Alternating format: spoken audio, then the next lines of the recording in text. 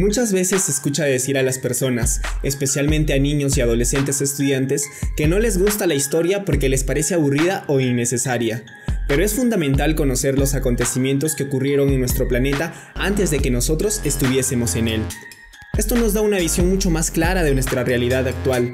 De esta manera puede surgir en nosotros una pasión por esta ciencia y una necesidad de involucrarnos no solo de forma pasiva, sino investigando a fondo ciertos pasajes e incluso cuestionando las versiones oficiales de la historia. Aunque no lo creas, pero sí se puede llegar a creer, en el año 703 de nuestra era sucedió algo inusitado. Ante la avaricia por lograr quedarse con muchas propiedades, herencias, cantidad inmensa de territorios, el Imperio Romano le aumentó 297 años al calendario gregoriano, por lo que actualmente no estaríamos viviendo en el 2017, sino en el año 1720. Por aquellos tiempos, la gente no se preocupaba por el año en el que se vivía, lo importante eran las estaciones del año, primavera, verano, otoño e invierno. Cuando necesitaban saber el día y el año, su primera mano era la de los sacerdotes, que eran quienes llevaban la cuenta del tiempo. ¿Estás listo para conocer esta alucinante teoría? No, no me importa. Allá vamos. Estamos en el año 1720, no en el 2017. Son muchos los teóricos de la conspiración que creen que hay momentos de nuestro pasado que ocurrieron de manera diferente a como nos la han explicado o simplemente no ocurrieron. Y es aquí donde empieza esta teoría de la conspiración. Para aquellos que vivieron durante los años de 614 a 911 después de Cristo, un periodo de 297 años nunca ocurrió. Esto se debe a que, según los historiadores alemanes Heribert Illig y Hans Ulrich Nismes, este periodo de tiempo nunca existió.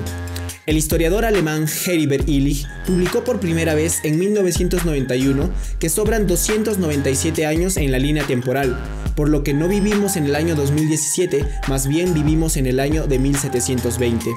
Estos años que faltan son un simple accidente, una mala interpretación de documentos o una manipulación deliberada. Según Heribert, el tiempo que falta podría ser explicado debido al intercambio de los calendarios con el paso de los siglos que dieron lugar a errores de cálculo y errores humanos.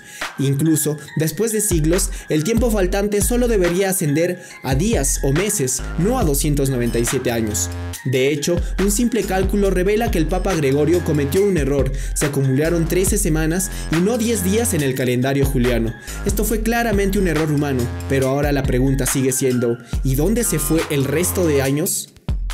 Por su parte, Hans Ulrich Niemitz, colega de Heribert, dijo que había varias pruebas que demostraban que desde el año 614 al 917 de nuestra era nunca existieron.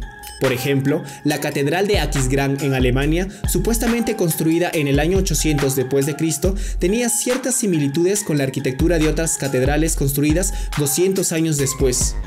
Otro ejemplo sería que durante este periodo de tiempo, el Imperio Bizantino se sometió a una reforma masiva de gobierno. Sin embargo, no existen fuentes históricas de la supuesta reforma en este periodo. Niemitz también utiliza la falta de documentación de la amplia expansión de la religión del Islam por toda Persia y Europa y la inactividad del pueblo judío durante una época de gran agitación como evidencia. Mediante la conexión de todos los puntos, Niemitz explicó que se hace evidente que 297 años de nuestra historia no se encuentran registradas en muchas culturas y diferentes civilizaciones. Al final de su investigación, Niemitz se hizo la siguiente pregunta: ¿quién, cuándo, cómo y por qué 300 años de historia fue manipulada? Pues la respuesta a esta pregunta la podemos encontrar en el emperador Otón III y su deseo de asegurarse de que su reinado ocurriera exactamente en el año 1000 y no en el año 700, para mostrar que entendía el milenarismo cristiano y de esta forma considerar su reino como sagrado. Con el fin de hacer esto, junto con el Papa Silvestre II, tuvieron que manipular los años para llenar el tiempo que faltaba, por lo que inventaron a Carlomagno, que supuestamente vivió del año 742 al 814 de nuestra era.